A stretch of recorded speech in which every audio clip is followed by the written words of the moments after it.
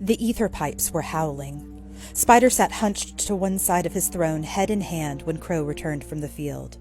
"Baron," Crow addressed his ostensible benefactor. The spider looked up and wordlessly beckoned the light-bearer over. Upon reaching the throne, Crow took a knee.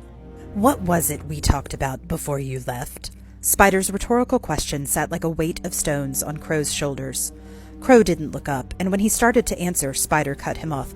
"Guardians can't be trusted," was Spider's reminder. "They can be useful, they can be powerful, but never trusted." "Baron, I only thought to—" "No!" Spider bellowed. "You didn't. If you thought about anything, you wouldn't have exposed—" Spider caught himself, words turning into a snarled grumble as he laid back in his throne. "You screwed up." Crow, head bowed and eyes fixed on the floor, said nothing. He knew the spider's anger, knew his displeasure, and knew his wrath. He had no desire to face it again. "But maybe there's some—" The spider hesitated and chose his words carefully. "Wisdom in your defiance. The Guardians are too good a resource to cast aside, especially on matters beyond our mutual, expertise." It was only then that Crow looked up questioningly.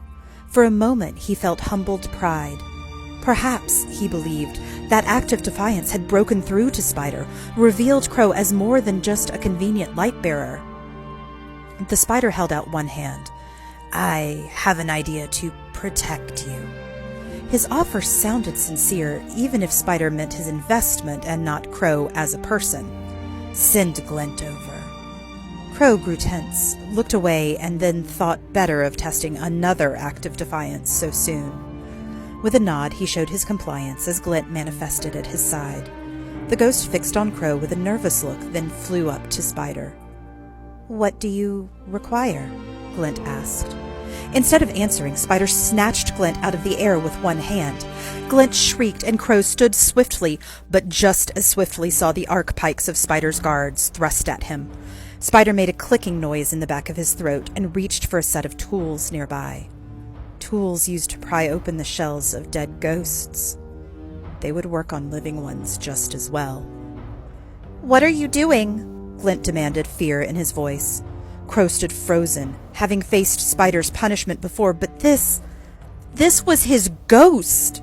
A part of Crow also feared that perhaps he was misreading the situation. He was so certain that Spider would never do anything to permanently hurt him. But when the spider shocked Glint into paralysis with a small needled tool, Crow was disabused of that certainty. "Stop!" Crow cried as Spider wedged a flat tool between Glint's shell plates. "No!" With a snap, Spider popped one of the casings off. Then he looked up to Crow and switched tools. "Don't worry," the spider said, in soothing reassurance that flowed like ice through Crow's veins. "I'm just going to make some modifications," he said, igniting a cutting torch, "to better protect you from the world."